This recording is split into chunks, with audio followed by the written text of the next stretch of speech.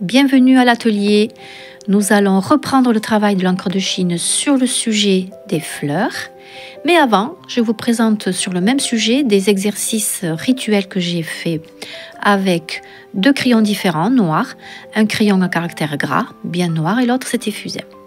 Le papier, c'est toujours le même, 185 grammes, sur lequel nous allons faire notre exercice encre de Chine avec les fleurs. Le thème des fleurs sont le sujet d'inspiration pour ce travail.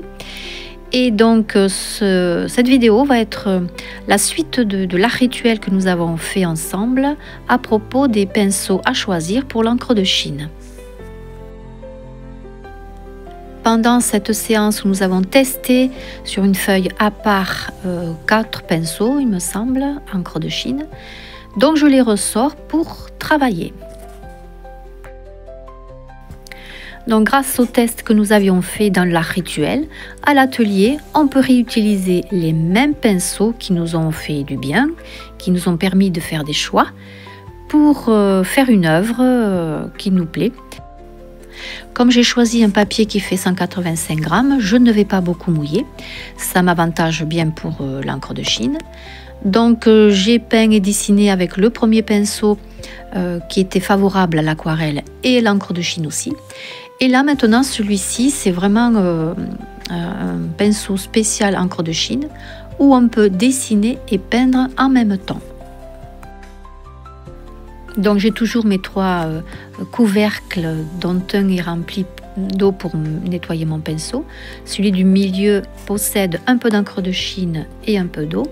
Et le dernier, encre de Chine pure pour déposer mes contrastes.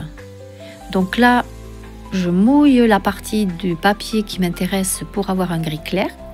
Ensuite, je dépose mes encres de Chine, enfin mes gris différents, pour que les valeurs, les ombres et les lumières prennent naissance. Avec la comparaison de l'aquarelle, les blancs sont évidemment maintenus, qui mettent ma lumière sur les pétales de fleurs. En mettant cette luminosité, je peux, avec l'encre de Chine dans les zones d'ombre, déposer mes zones foncées pour que les contrastes varient dans l'équilibre du travail. Donc j'ai choisi le pinceau que j'apprécie. Je dessine et je peins et voilà l'ensemble de l'œuvre.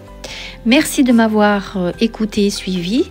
Laissez-moi dans les commentaires l'exercice que vous avez entrepris avec les défis et les solutions.